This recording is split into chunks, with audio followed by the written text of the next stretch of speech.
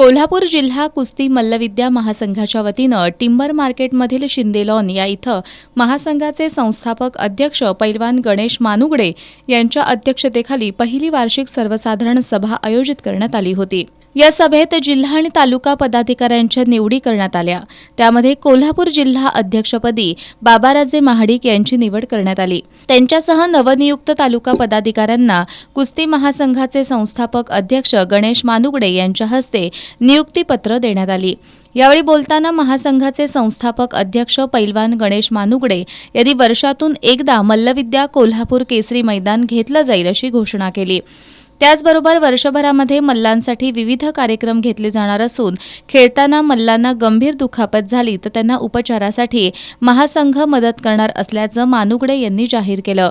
यावेळी कुस्ती मल्लविद्या महासंघाचे उपाध्यक्ष राहुल जाधव, राष्ट्रकुल कुस्ती संकुलाचे वस्ताद राम सारंग, शाहू विजयी गंगावेश तालमीचे वस्ताद विश्वास हारुगले, वस्ताद रवींद्र पाटील, पैलवान गुंडाजी पाटील, महाराष्ट्र चॅम्पियन पैलवान धनाजी पाटील यांच्यासह कोल्हापूर जिल्हा कुस्ती मल्लविद्या महासंघाचे पदाधिकारी उपस्थित होते।